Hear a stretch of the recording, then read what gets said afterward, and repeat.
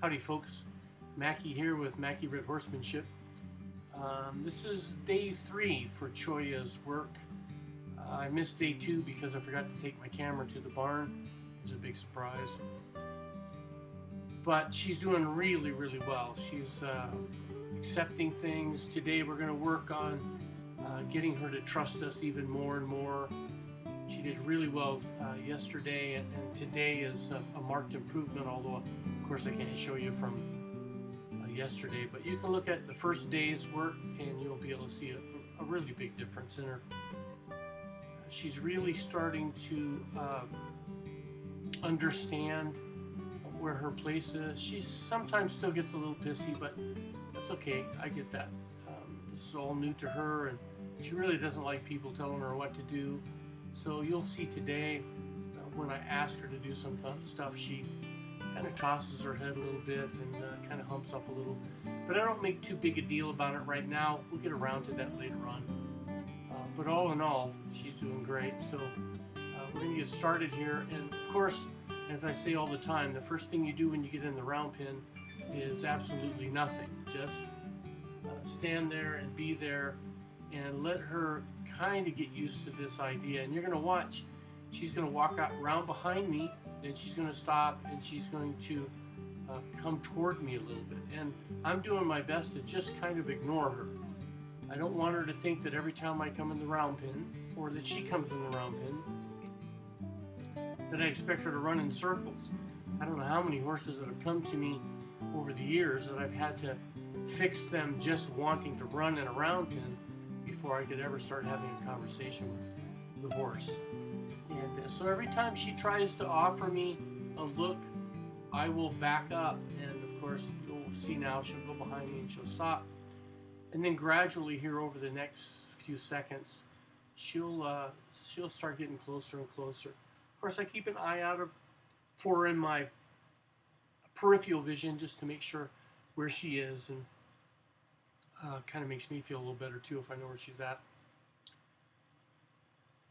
So we're just kind of waiting for her, and there she's starting to make the move up. And when she does, I'm going to reward that by not doing anything. You know, don't put pressure on the horse.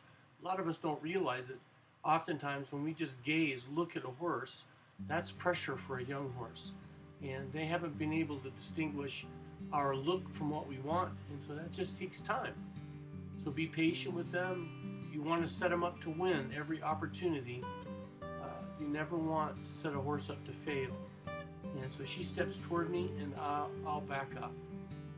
Just always never miss an opportunity to encourage your horse to come to you. This might be difficult to see, but she puts her nose right on my hand, and she seems to be, when she's having the opportunity to smell and kind of figure out her environment, that she just seems to calm down. So we're going to use that later on down the road.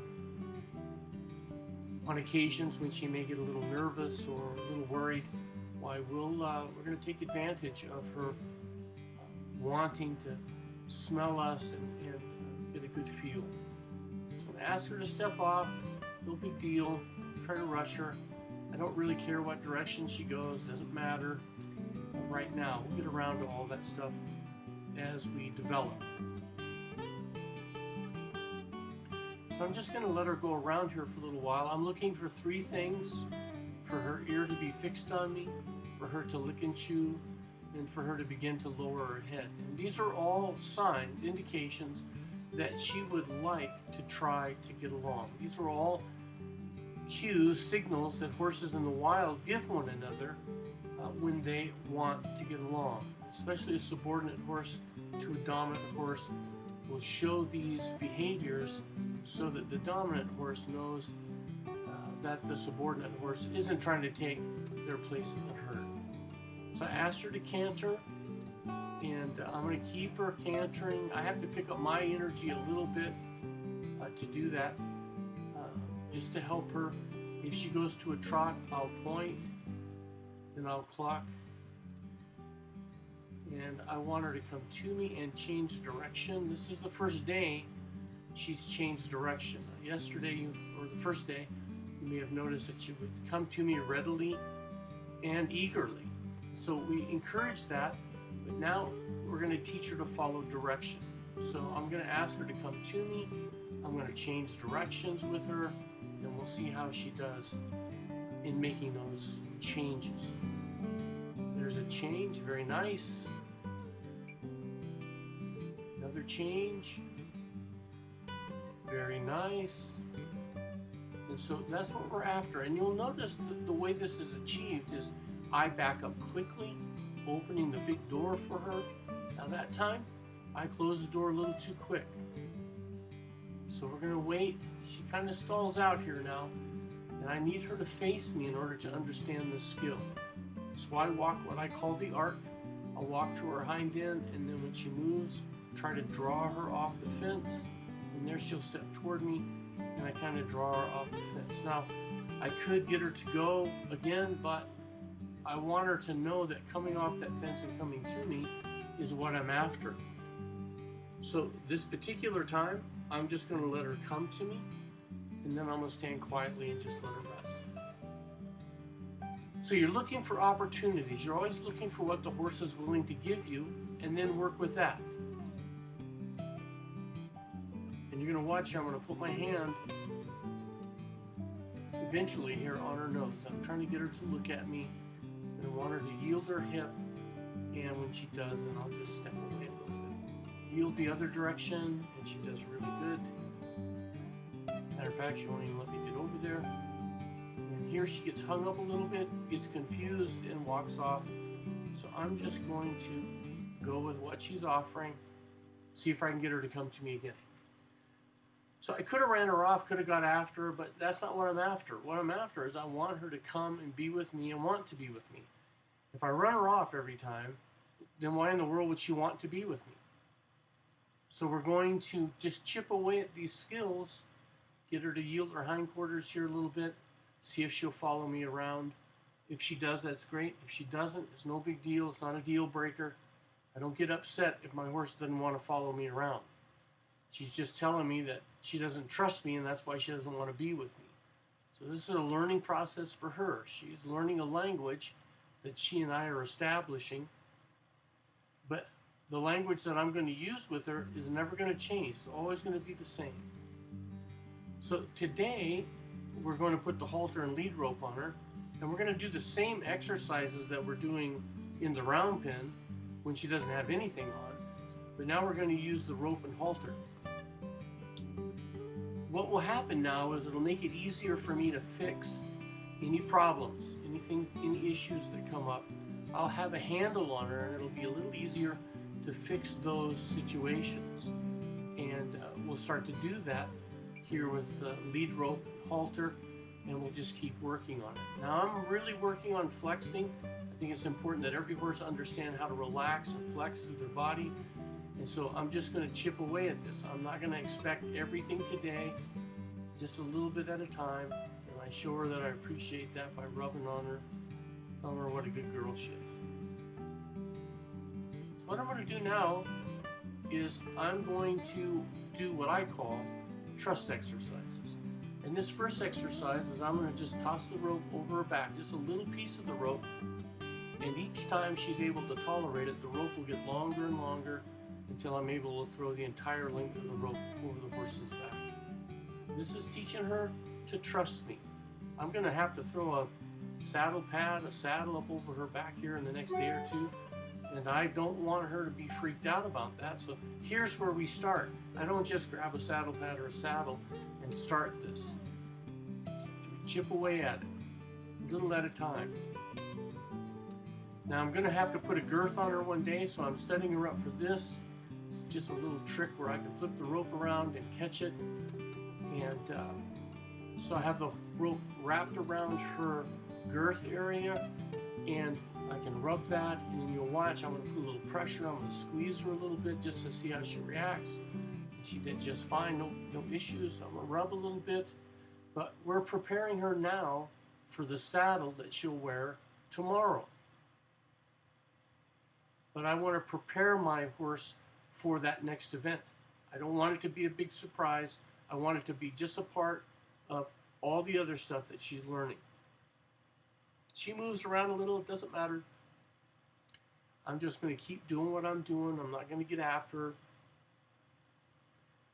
She'll understand what I want here pretty quick, as she does, and stand still. So a lot of times the bad behavior you can just ignore. You don't have to worry too much about it. So now I'm going to ask her to lunge around. This is like, I think the second day I had her lunging a little bit. And she tends to want to canter. She's kind of spun up, has a lot of energy. But I use a 14-foot lead rope. So at the end of this lead rope in a circle, she's probably running a 25-foot, maybe a 30-foot circle. So I don't want to put a lot of pressure on her. I'd rather she trot, and she will. But if she feels that she has to canter or run a little bit, I'll just give her all 14 feet so she can have the largest possible circle with the rope that we're using.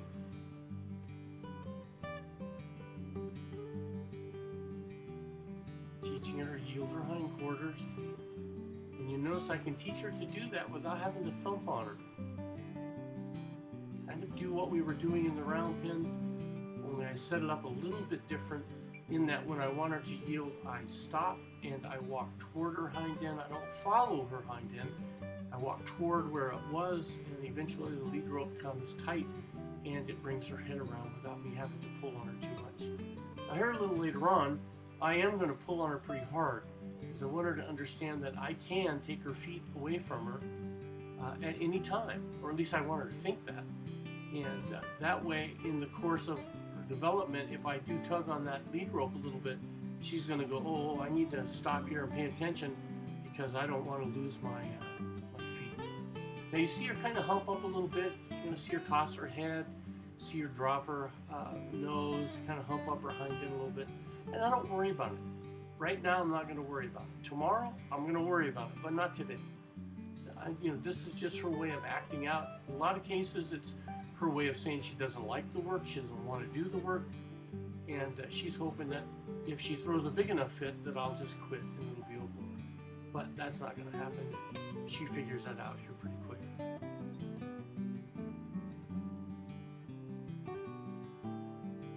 Now I'm letting her go long enough so that she gets a chance to burn off some of this energy. She's been just kind of standing around. She really hasn't been doing much all night. She ate, but she may have some energy. She's just 2 years old, so let's let her burn off a little bit of that energy. Like I say, the quickest way to your horse's heart, it's through its lungs. So if I can get my horse breathing, I can get my horse thinking, I can get my horse wanting to learn. And you'll notice I still look for the same things. Her inside ear, licking and chewing and lowering her head, and you'll see that she's done all of those things. So here it's coming up, we're gonna either stop or we're gonna change directions. We'll see what she offers us. There you see me walk toward the hind end, but I don't follow the hind end. And I just want to reward that behavior. So what we're going to do is I'm going to ask her to come up, I'm going to rub on her a little bit, and then just let her rest. And there I put my hand over her nose, one nostril, and you'll see she just kind of gentles down. I've done this on several horses there the last couple years, and I've just been amazed at how well it's worked. Now I'm going to introduce the stick to her. We're chipping away at this backing up thing, so a little at a time. Teach her to back up. And I'm introducing her to the stick. Now the string, these are things that she hasn't experienced before. But because we did our homework with the rope over her back, she's more accepting of this, which is great. It's a wonderful thing. People call these, a lot of people do, they call these desensitizing exercises. I don't like that term. I don't use that term. I don't want a horse that's insensitive or desensitized. I want a horse that's very sensitive to everything that's around her and everything that I do. So what I call these exercises, I call them trust exercises. Trying to teach my horse that if things are happening around her, things are kind of flying around, like the stick and string and rope, that all she has to do is stand still. I want that to be her first reaction, is to stand still. and wait and see if it's a good thing or a bad thing. Now this goes contrary to their nature. Their first reaction is to run. So teaching our horse to stand still while we do these trust exercises really builds up in our horse sense of confidence in himself, and more importantly, his confidence in me as a leader. So we're going to do these exercises. I'm going to smack the ground. Yesterday when I was doing these same exercises, while she was moving around, and she wasn't jumping out of her skin, but she was obviously very nervous about it. But here you can see that she handles it pretty good, and I'm smacking the ground, as you can see, pretty hard. Quite a bit of dust piling up there, or coming up. But she's handling it really, really well. And I'm flipping the stick and string up over her head. I don't know that Kelly will ever rope off this horse, but Johnny might. That's a joke.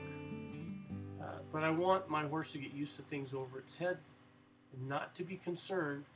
As long as I'm there, my horse has nothing to worry about. And of course, whatever we do on one side, we try to do on the other. If your horse tends to be right-handed or left-handed, right side, left side, then the side that your horse needs more help with, then spend more time on that side.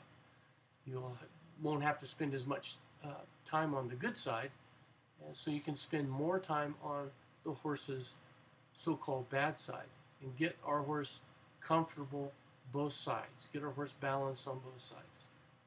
And it's just like us. We're either right-handed or left-handed. I can't write to save my hide with my left hand, and it's because I never spent any time doing it. Well, I certainly don't want my horse to be just right-handed. I want my horses to be as balanced as I can make them. So we're working with the stick and string over her back, around her head like a helicopter, like right there, smacking the ground. And we're just mixing it up, just letting her get used to the idea that as long as I'm around, things that are happening, she doesn't need to worry about.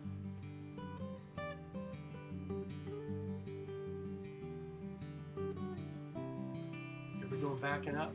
She kind of stalls out here for a little bit, so you're going to see I'm going to get real aggressive with the rope here in a second. About here, and then you'll notice that her backing up gets easier and easier, right? So let your yes mean yes and your no mean no. So whatever you want your horse to do, mean that. Be as gentle as you can be, but be as firm as you're going to have to be, because sometimes your horse may just not want to do it, and you're going to have to up your energy to get that horse to come around. So you see her lowering her head, throwing it around, and some folks will say, well, that's she's just being frisky, and maybe that's true. But when I'm working with her, or ultimately when I go to ride her, I don't want her to be frisky. I want her to listen to me and pay attention. Now, I'm not making any big deal about it today. What I'm going to do is she's pulling on me, so I am going to really pull on her to show her that I do have the ability to pull you off your feet.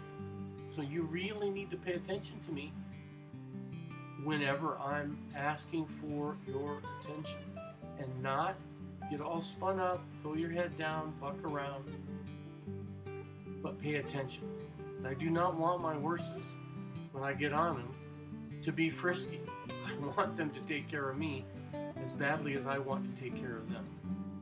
So it's about control. Remember my 3 principles of horsemanship is intuition, control, and trust. So I really want to be able to control my horses.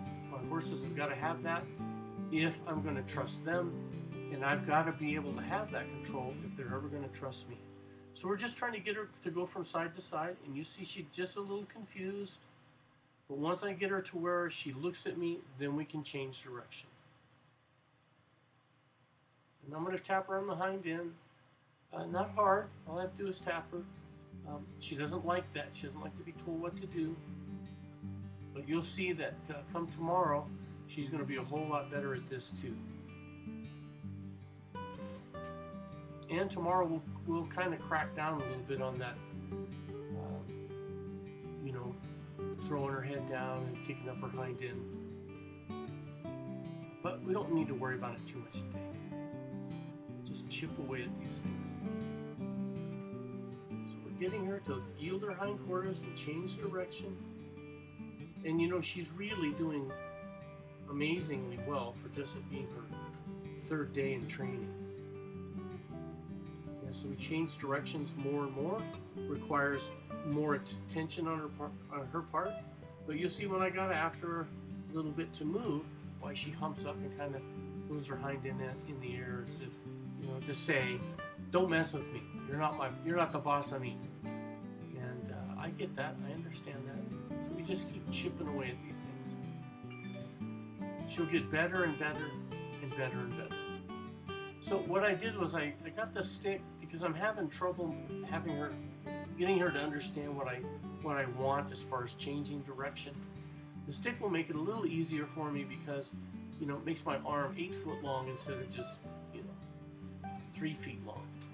So I asked her to canter off, or not canter off, but just step off. She's doing good. There she goes to a trot, which is what I'm after.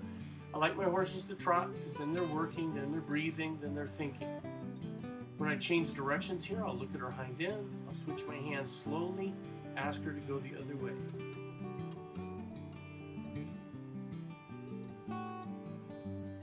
It's just my ability to communicate with the horse becomes easier with the stick and string. When she gets better, we won't have to use the stick and string as much, or at all. It's a handy tool, and if you don't have one, I suggest you get one or make yourself one.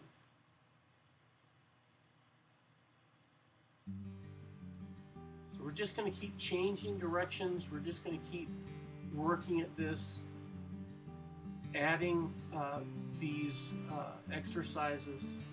And you see we go from asking her to move off the stick and string to allowing me to rub her with the stick and string. And this is all her way of being able to decipher what my intention is, right? Horses are very intuitive. They really do know what's going to happen before it happens because they're such masters at reading body language. And you'll see her, she's licking and chewing, she's lowering her head, her ears are soft, her whole demeanor, disposition is, she's relaxed, she's comfortable.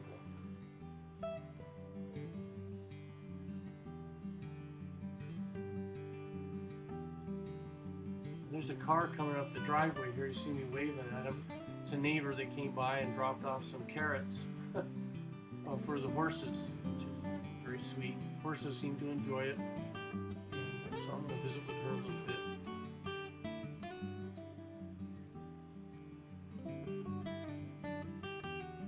I've got a student who's been working with me now for the past few weeks. His name is David Farrell. He's an incredible artist here locally. He lives in Hillsboro, New Mexico. You can check out some of his work if you can find it online. But he's really wants to immerse himself in horsemanship, and he wants to figure out a way that he can incorporate more horse-related themes into his paintings, his artwork.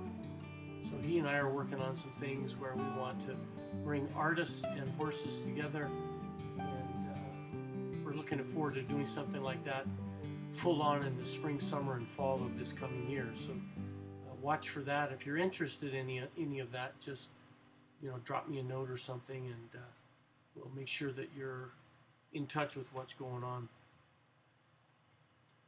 So here we're back to flexing. David asked me when I throw the rope over its back, was I doing that to prepare it for a saddle? And I guess in a roundabout way I am. Really, I tossed it up there because I don't want it to be in the dirt. But I guess it is a roundabout way of getting my horse ready for the saddle. And flexing is so important. It is a big part of their education. It makes so many things that we're going to do later on much easier for the horse, and consequently much easier for us. So do not neglect flexing your horses. Your horse doesn't have to be a noodle and flex like a noodle, but you want him to understand the feel. Now I'm going to teach this horse how to lower her head. So I put my thumb and index finger behind both of her ears, and as she drops her head, you'll see I'll take the pressure off and I'll rub her. Now, pretty quick, she gets tired of that and she starts flipping her head. And that will tell me that, well, she's had enough for this session. So you'll watch, she's going to turn her head to the side like she doesn't like it and wants me to quit. And I'm going to do it a couple more times until I can get her to lower her head gently, and then I'm going to quit. I want to quit when she's lowering her head quietly, not when she's flipping her head around. If I quit when she's flipping her head, all I'm doing is teaching her bad habits. And she'll think every time I put my hands back there that she needs to flip her head. So we're just gonna chip away at this stuff. She's doing really, really good.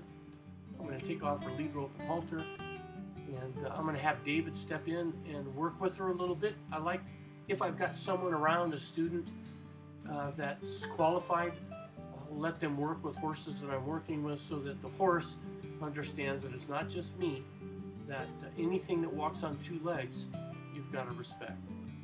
And you see I've got my hand on her nostril, and she just gentles down. And it's been the case with many of the horses that I've been using. So you might want to give it a try. Of course, stay tuned. I've got another video that I shot today that I'll put up here probably tonight or tomorrow, and just keeping you guys abreast of how her progress is going, and she's doing really, really good. So I want to thank you for tuning in. Please share with your friends. If there's anything we can do to be of help, I hope you give us a call, and I'll see you down the trail.